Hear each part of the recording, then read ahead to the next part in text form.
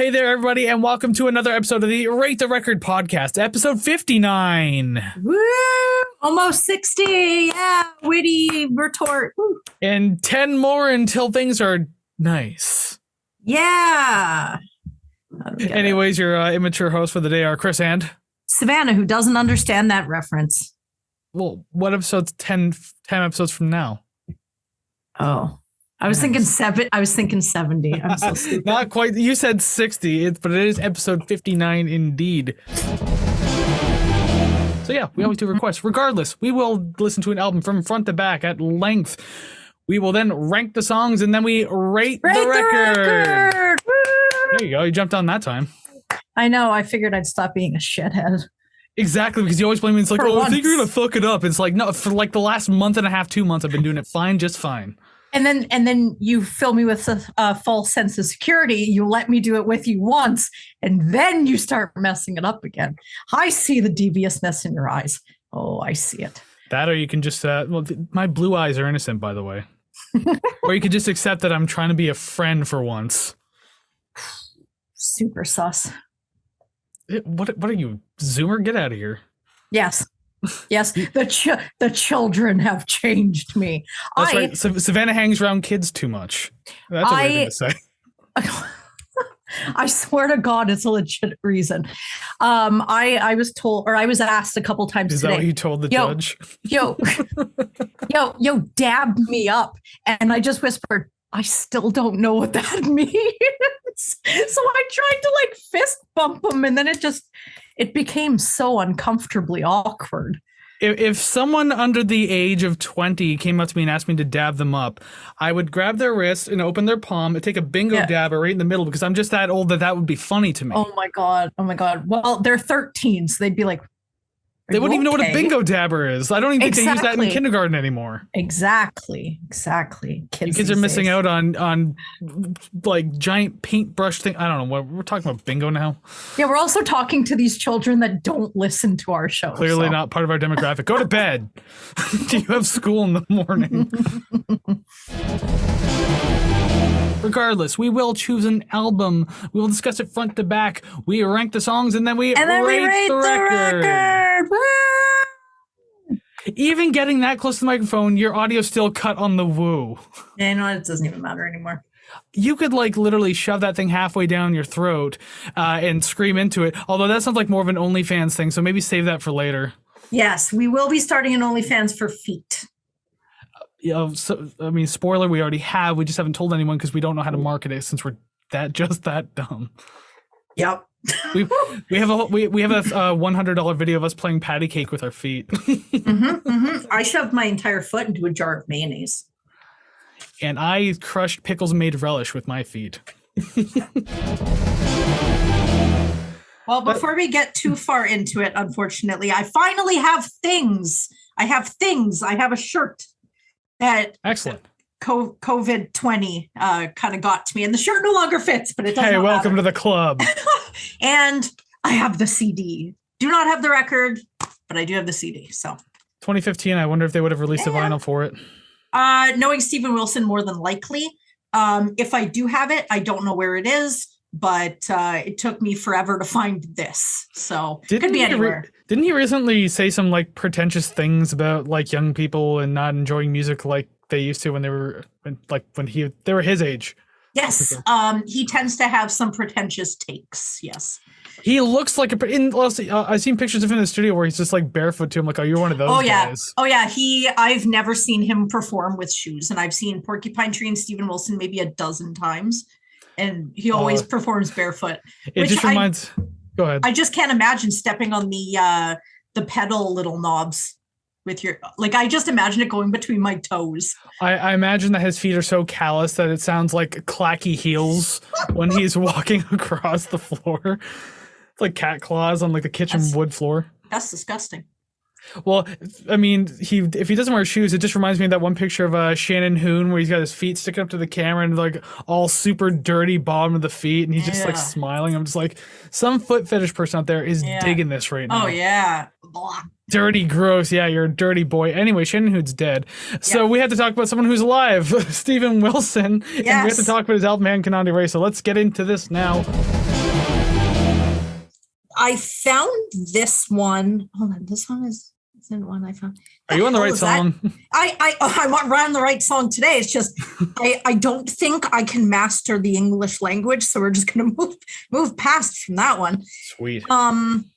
I haven't written anything coherent, so I'm gonna go ahead and say I like this song. Again, the spoken vocals this time reminds me of someone else, and I can't place my finger on it. But I know one time listening to this, it's just gonna pop in my head years from now. So if anyone has any ideas, let me know, because I clearly empty brain. I know it's a little past the point, but when you said you couldn't comprehend the English language, and then you said roten. Did I say roten? Yeah, you don't have anything else roten. roten. That's okay. It's the hole in my lip. It ruins everything. It's like your invisible lisp. But yeah, I mean, I don't really know what else to say other than I feel like the song encapsulates what you'd think that this era of No Doubt was about. Solid bass and drums, and the guitar just sort of scratching and wailing in behind is a testament to the production where it's not guitar forward this time. Yeah, and there's one thing I'm going to do real quick here, because we're talking about the song and everything like that, and I remember I was looking at the lyrics earlier because I wanted to see what exactly they were getting into it, but although you can kind of figure it out though. Yeah. Not doing lyrical breakdown, but I was kind of just wondering in my own head. So I went on a couple different sites, including songmeanings.com. Yeah. I'm pretty sure most of us are familiar with that. A lot of the comments are from 2006. Yeah. Which I think is incredible. And I had to read one because I couldn't stop laughing while I was reading it. I think it's all out of my system now, but the idea was... Is it a user comment? Yes. Okay. By I'm gonna, if on the video version, I'll put it on the screen right now so you can read along with me. It's from Skate for Your Life on February 23rd, 2006. I think this person was also 16 when they wrote this. Okay. I'm going to try to read this exactly as it's written. I love the lines in this song about the little wings behind intertwined. It reminds me of fairies and then innocence and then sweet 16-year-olds and then ... How 16s ain't innocent and it's ironic, and that's the meaning of the whole song, and it's all very clever in the bass and rhythm and Gwen's vocals and ... Yes, mate.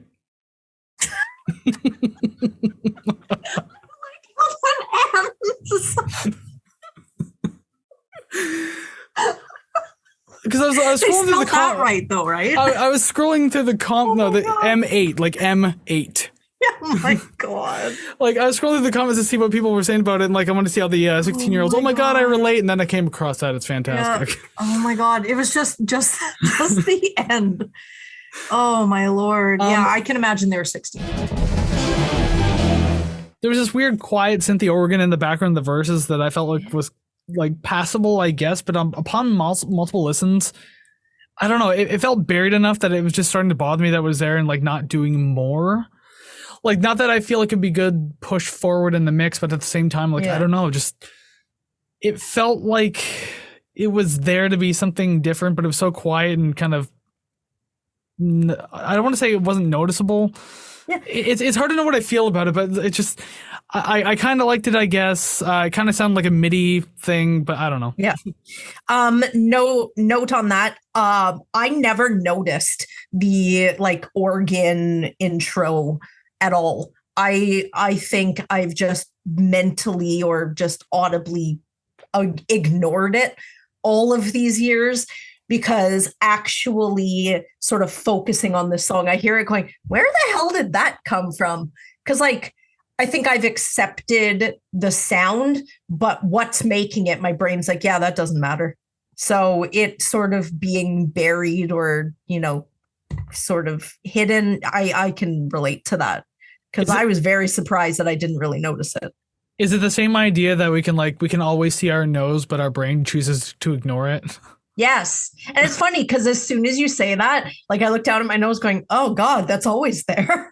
And you'll probably see it for the next few minutes, but then your brain will eventually forget about it again, and just you won't even worry about it. It's kind of like I could set off a bunch of fucking triggers right now, like the whole idea of manually blinking and manually breathing. You'll do that for like a minute, and then your brain will just be like, "Oh, I got this." Weird. I've been tortured with that before when I'm just like, don't tell me these things. You are now manually blinking. You are now manually breathing. It's like, stop.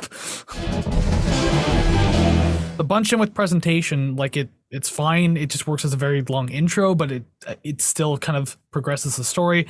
There's a lot of Asthma energy going on in Discovery as well. You hear the waterfall, then the light tuning of the guitars. It's just like, I wish this is what it sounded like the very first time I ever picked up a guitar. Like, I could have like, I wish I could just pick it up and immediately play beautiful chords within seconds. Like, I'm so confused by that. Like, seriously, like, I think the line was like, what could this thing be that I found? And like proceeds to play very proggy guitar riffs. I'm just like, I learned bar chords 4 days after I touched my first guitar. It's like with vibrating strings, and as if it's like a monkey chipping into it, like vibrate. Yeah, it's oh my God, yeah. You just start taking a rock. Boom, boom, boom. Yeah. It's like, oh, the wire's broken. Yeah, he like picks up the guitar. He's like, "What is this? Not important," and then smashes it into the wall. And then a couple of like little intricate things about it as well. Like, first off, he knew to tune the guitar. Second off, he didn't go too crazy one end or the other and break it. Yeah. Third, he knows what the hell guitar harmonics are. I didn't know what that was until like a year in. Oh my God. I do like how Discovery is just guitar to really emphasize that point, though, where it's just him. That also explains the tuning and everything too. Yeah. Yeah. It's just him, and that's it. So. But it transitions really well into presentation, like, because Discovery is fairly quiet as like you're kind of watching this guy experience this for the first time, or listening to it, I guess. And then the music starts to pick up a little more, because obviously he's like on his way. It's like a child going to show like, oh, look, I found a bug to his parents, and like hold it up right to their face, and they're like, it's a bug, we don't care. And that's essentially what happens here, because he like frolics all back merrily to his town, or what I'm assuming he's frolicking back merrily, because like even there's differences between the characters. Like this character has like a more like a happy, like warm feeling kind of music behind it, very soft. And then the priests are just go back to that heavy Temple of Syrinx type of riffing and just more yelling. So there's like two very different things there, great back and forth energy. But yeah, like, so I just imagine him like frolicking freely through the fields till he gets back to the, like the Temple of Syrinx, and he's like, look what I found. And they're like, a toy. Okay. That is kind of the imagery that I got for the guitar solo in presentation, because it's sort of like you show up in front of these people and you're like, look at this, like this is amazing, and then he's just like, now watch this, bitch, and then like throws down sunglasses and then just shreds. And can we remind the audience that he's only been holding this guitar for about 3 minutes? Yeah, I like to imagine like a video game thing where the priests are like trying to dive on him and steal the guitar away, but then he's shredding a solo that kind of like sends all the priests flying backwards. Yeah, and, like in sound waves. Like in Power Rangers dramatic fashion. I really only have 2 more notes for this song. It's nice to get back into the shorter tracks, I'll say that, because this one's under 4 minutes. Yeah. It feels like it took forever to get here. This song is an album outlier, but it's just a really low effort composition. Yeah. Wasn't digging it, just not my thing. And I mean, is this where the band Godsmack got their name from? For real though. Oh my God, that is verbatim. That is my note. Is this where Godsmack got their name from? Although just to seem different, Godsmack made it one word, whereas this is Godsmack, like 2 words. Yeah. So, I mean, I don't know. I could just imagine like fucking a drunk Sully Erna in like the mid 90s or where the hell they came out. And he's just like, hey guys, just listen to the band, Godsmack. And that's the name of the band. We could just sing, hey, I'm alive. Let's do it, guys. Just like, whatever he said, okay, sign him. That sounds brilliant. Like, okay. So I don't know much about Godsmack at all, and I also don't know how tall this guy is, but I always just imagine him being like 5'4". I was So gonna say just 5'5". so that height with that voice, I just imagined him coming out of Shoulders are like a little buffed up. his little like door in the tree and saying all that, and then going back into his hobbit house. Yeah, he remembers like just for a little while, and he says like Godsmack clearly, and then he briefly sings the chorus for Alive, and then just like, what did did he say anything illegal in that? Like, what did he say?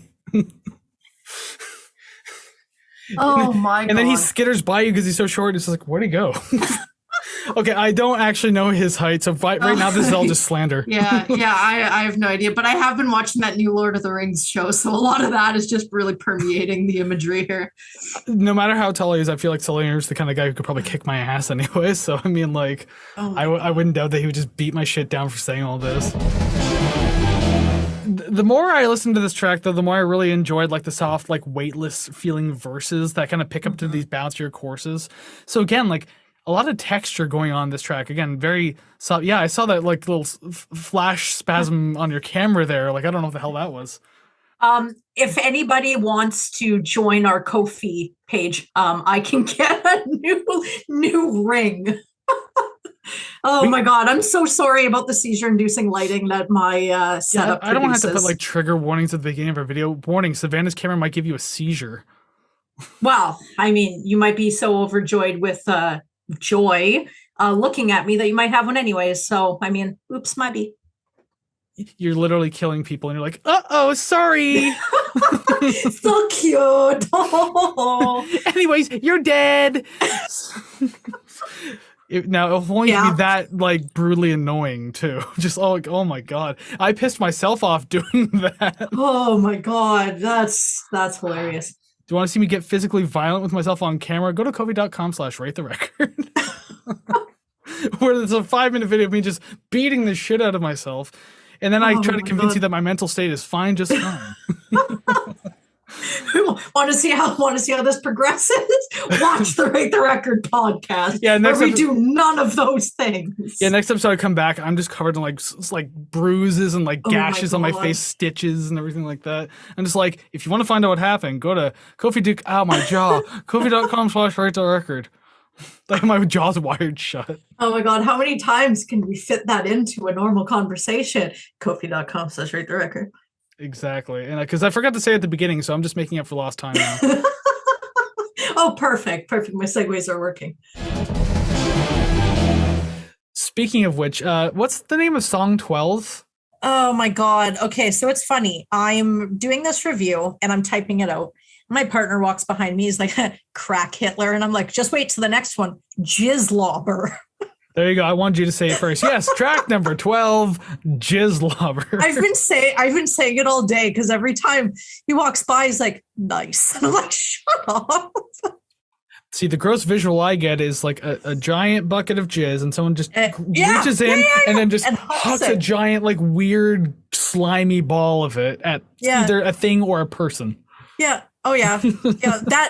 That's the concert image where he's walking up and down the stage throwing it into the crowd. I know when Ozzy used to perform live, he used to get buckets of water and just toss it to the crowd. Now I'm imagining Faith No More. Oh my god. Oh my god. That's probably a lawsuit waiting to happen. Oh my god, gross. I want to clarify, this did not happen. This is just from the minds of your hosts. Exactly. You tuned into this podcast. Yeah, sure. What's wrong with you? Yeah. But yeah, I honestly don't really have much else to say on this one. It didn't really offer me too much that I hadn't heard earlier in the album, aside from the word fuck. So I definitely mentioned that as well. And actually, the last note I have about the song has to do with the use of the word fuck. I'll read it verbatim too. Something about Eddie gently saying, get out of my fucking face at certain points kind of made me chuckle. Like, he would usually yell it, but then every once in a while he said, like, get out of my fucking face. Like, he would say it like really soft and made me chuckle. It's like he wore himself out from screaming it before and then started dozing off while still rebelling. It's like a child crying and then they fall asleep. Yeah, it's like you're not done yelling yelling at the person you're talking to, but you're also dozing off. So like it's getting like fuck getting you. exhausted. Yeah. What the fuck are you? Just like trail off. Goodbye. I feel like I could probably mimic what you said. As we've been doing for the whole fucking podcast so far. Just our notes are like so similar. Yeah, like pretty much word for word. There were some parts that I really liked. I really do wish that they were sustained a little bit longer. A lot of it reminded me of other things, and unfortunately, I'm more likely to sort of gravitate towards those influences rather than stick with this one. At least from what I've heard. I mean, they do have other albums, so I'd like to give them a chance because I do like stuff like this. I do like feeling like a badass bitch, so why not? Exactly. Well, there's a few bands I could point you out for that then, but I don't even know if you'd end up liking them or even listening to them anyway. So if it's not on the show, you won't listen to it. Hey, that is a lie, okay? We haven't done Third Eye Blind, and I listen to them. Yeah, but I didn't tell you to listen to Third Eye Blind. Oh, you didn't? Not that I'm aware of. Anyways. This is turning into a weird abusive relationship, isn't it? It is. It's coming out slowly, one episode at a time. It's like, wow, he's really abusive behind the scenes, isn't he? Oh, someone's going to call him out, cancel his ass. Little does anybody know, he doesn't talk to me except for the days we record. So, yeah, we are strangers. If I saw you in the street, I'd walk by you, not even notice you. That is bullshit. You would shoulder check me so hard. I'd be like, oh, sorry. And then just keep walking, though. I got to go. The bus is coming. There's no bus. And then just, oh, I'm so sorry. And then give me a little kick and then leave. I'll be like, oh, sorry. And then like throw a toonie on you and be like, that's the insurance money. Clean yourself up. And obviously the chorus is super catchy, super memorable. Like there's no denying that. But like nothing is as catchy and as easy as those doo-doos in the verse, though. Oh my God, yes. I think that part's honestly catchier than the chorus. Like that's the part of the song I think of when I'm actually like humming it, because it's just the easiest part to remember. And also the lyrics are literally do repeated a bunch of times. For the most part, yeah. And I mean, I don't know. I think I said it on camera where I was just like, sometimes you don't know the lyrics and you'll just like hum it until you finally get to the words you know. Yeah. Oh yeah. So and then you just scream those ones with so much confidence. And I like it in this song too, because if I do it in the verse, like it still sounds nonsensical no matter what. So I start off with like it's just, it sounds like I still don't know the words. Oh my God, it just reminds me of a joke that anyways. Oh my God, that's funny. Alrighty then. I did like the solo. It was a really pretty sounding solo. It kind of went on, I don't want to say off the rails, but it went from being pretty to like a little unhinged slightly as it was going. But I still like it though. It's a nice like a little anchor point to have this far into the album. So I definitely enjoyed what I heard. Yeah, I got nothing other than the song makes the hair on my back stand up. Hair on your back. Nice imagery there. I really wanted you to say something about it, so I wrote it down. You fell for my trap. If you wear your shirt and you lift your shirt slightly like this, do you hear like the sound of like bristles? Yes. Yes. And then when I put it back down, it like repositions my hair and it stabs me in the back. Does it tug all the hair off your back when you put on a shirt? Like, God, it's pulling my hair. It actually helps my shirt stay in place because it's like Velcro, like hoop and lock Velcro. Oh, so you probably have to pick a lot of lint out of your back hair then, or your shirts, I suppose. No. I employ people to do that for me. Excellent. Where are we going with this conversation? I have absolutely no idea. Speaking of things that you're wearing, every time I slightly look off screen but can still see you, it looks like you're just wearing a tiger cape up with like a plain white shirt. So I'm just like, what a weird costume. Well, it's funny because you're talking about Dave Mustaine, and I really should have done this earlier, but I am wearing my Megadeth shirt underneath. So okay. We all come full circle. Yeah, you could have been like the Dave Mustaine Superman bursting out of your tiger costume. How badass is that? Yeah. And I try and do a snarl, and all you'd hear is be like, okay, what is she doing? He's just like, it's actually me all along, Dave Mustaine. You thought I was a tiger. Well, actually, I am, because I am the alpha male. And I pull my hair off, and I just have to long ginger wig. Yeah, you pull a smaller wig off just to have like like super long. It's actually, you have Dave Mustaine's hair underneath the hair you have now. Yeah. And this was never actually my hair. It's just been a wig for 55 episodes solely for that one sight gag. That's it. All the shit you've been talking about me for 55 episodes, I'm gonna beat your fucking ass. Yeah. I'm trained in jujitsu. He would beat the shit out of me. He is legitimately a trained fighter. He would destroy me, no question. But it'd be a great story. It'd be a fantastic story to tell. I probably would. I mean, I guess this is where we're gonna kind of like meet in the middle here, because I wanted to talk about the repetition of the lyrical refrain. Okay. And I mentioned that it went on forever and ever and ever. Probably not necessary. But if you're gonna be a little more scathing, I welcome it. Okay, repetition at the end of the song. It was tedious. It made me tune out during the 10. I counted 10 fucking times that he repeated, some might say, and that is not including the background vocals, because if you do, that's 20 times that they said, some might say. I know what the song is called. Stop it. It was a decent song. It didn't need that. It's too much. It was too much. Cut it down at like, oh, when did that start? I think that started before 4 minutes, if not around the 4 minute mark. Cut off the last minute and a half, and you have a spot on song. I would have loved it. So I guess some might say you weren't a fan of the song. Were you listening to anything I said, or were you just sitting on that the whole time? I was, but I was patiently waiting. Very, very patiently waiting. My That's God. why I started smiling. I kind of leaned into the microphone. How you doing? Oh, I see. Yes. Some might say. Made me so mad. Anyways, I'm done now. I'm done. Just kind of on the note of things sounding nice too. The verses in general I really like, because like they have a much wider sound to them. So I guess that kind of fits in with your whole like symbol idea there. Yeah. Like a lot more of an emotional feel to the instrumentals in this one, which obviously, I mean, it's there because it's a much quieter and more emotional track. Yeah. There's great harmonies in the bridge. I mean, there's great harmonies everywhere. I mentioned harmonies a few times in this, but again, that's more or less a blanket statement at this point. Yeah. I do love how how well they're written and performed. There you go. I can actually speak properly.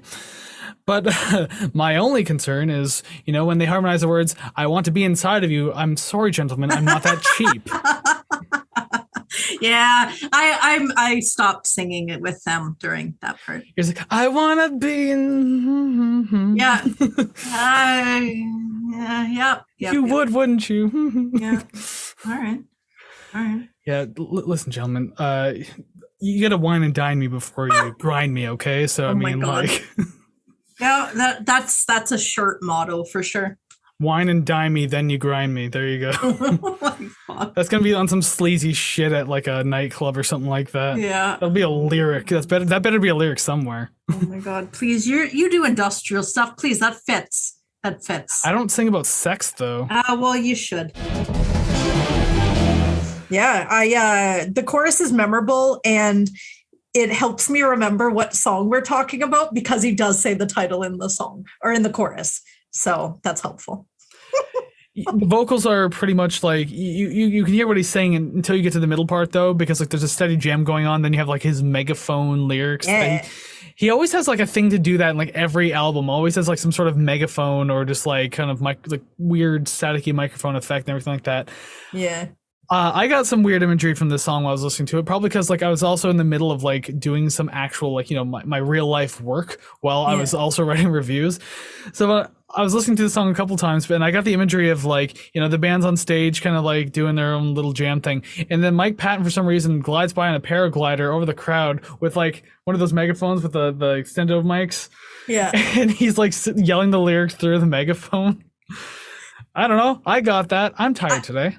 I like how he's not on stage with them. He's flying over top. Like, yeah, there's like everyone, they're jamming, just like, where's Mike? And then you see him jump off the rafters, and then the paraglider just kind of goes over the crowd. I don't know what the hell I'm thinking. Someone's been touching my drugs, I see. Supposing so.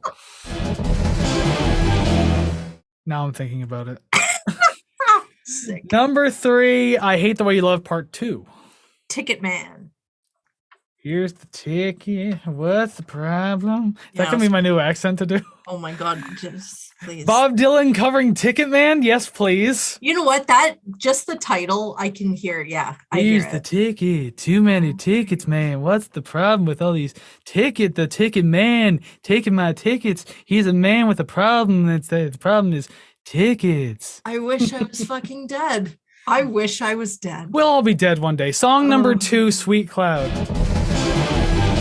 I did like the guitars that ended the song. And this, along with a lot of Oasis songs, it had a good proportion of lyrics that I understood and a lot that I did not. And not just the phrasing, just the literal vocals. I have no idea what he's saying sometimes. Well, it's because he like kind of slurs his words, and also with Liam Gallagher, he's got a super nasally voice. Like, so I mean, you kind of got to discern things through the sharp trumpet-like sounds of his nose and voice. Yeah, I need closed captioning here. Like, even then, it just says like aggressive trumpet noises. It's like that. Did he write? Like, what is this? Yep. Oh my God. At this point, I'm just picking on Liam Gallagher, and the funny part is, this might not be the last time. I guess my real last point about this song is just, and it doesn't really have to do with the song. It more has to do with my emotional connection to the video. I was like 7 or 8 when I got this album, and I loved her. I wanted to be her. It was so cool. And her with her plaid pants and her white tank top and midriff showing. And, you know, I'm an impressionable young child that Did you do the Gwen Stefani? I went out and I bought. Okay, now this is Gwen Stefani on a budget. I went Value out Village. and bought a pair of plaid pajama pants and a white sleeveless tank top, or I guess sleeveless t-shirt, and just dancing around in my room, just thinking I'm her. Thinking about it now, I'm like, that is the most cringy thing ever. Or putting like a bindi in the middle of my forehead, like how she would, and not knowing what it was, but thinking it was cool. Did you improperly cut the tank top to go up your torso, and you can actually see the jagged cut marks going all the way around? No, I've never been a midriff shower, but okay. If I was, it would have been terrible. It would have been longer in the back, shorter in the, oh God. Ugh. So just even this song reminds me, the video reminds me of that. And I'm like, my spine crinkles just thinking about it. It's just weird how it just still doesn't offer that much though. It doesn't take you that far. It's kind of like you hitchhike, but they only take you as far as a city bus will. Yeah. So I mean, like, okay, you take me away from my home, thank you, but at the same time, I could have just bussed here. Yeah. Without having to give you a hand job. Sorry, sir. Let's not pretend like hitchhiking's completely innocent. Yeah. No. Okay. Ask gas or grass. You don't ride for free. Oh, jeez. So yeah, you almost forget it's the 80s until you hear something like the weird, crazy sax. You said nothing crazy. I mean, there's a sax solo in here. There is. Stop. There is. I don't hate saxophone in music, but just to me, saxophones haven't aged well in music. Yeah. I'm probably gonna catch flack for that because I know people love sax, but I mean, if you're not Baker Street by Michael Rafferty, I think it is. Is that what that name? I have no idea. I only know Jerry the song Rafferty. title. Jerry Rafferty. Baker Street. If you're not that saxophone solo, then I don't care. What about Careless Whisper? No, Baker Street only. Okay. What about Kenny G? He plays saxophone. No, right? Baker Street only. Nothing Bill Clinton ever did? No, Baker Street only. That's just like my deadpan like reaction. I mean, devil's advocate here, saxophone definitely does sort of put you in this definite timeline because it's like, I don't know when it really started in the 80s, if not maybe late 70s, but I'd say in my head, anything that came out until maybe 1992, like that would be saxophone territory. Anything after, I guess anything really after grunge, it was like, yeah, fuck this, throw it in the trash. Saxophone in a grunge band would have been a really weird combination. Oh, that's like getting into sort of ska crossover territory here. Grunge ska? Oh god, that's awful. That's god awful. Why would you put that image in my head? That is awesomely gross. Oh my god. I don't need it. That's like the one time I made scrambled eggs with eggnog. It's like separately they're okay, together they're disgusting. Why would you even have that thought in your head? Because it was creamy. I thought it would be like milk, but with seasoning. And then when I ate it, it was Listen, the worst we all get had. some terrible intrusive thoughts, but that doesn't mean you're supposed to actually act on them. Oh, it was so gross. Don't ever do that. Word to the wise, please. Yeah, don't worry. I'll cook my eggs my own way. Song number 2, my own way, because we were done talking. We've been talking about Rio for like nearly 10 minutes. Yeah, we're done. We're done.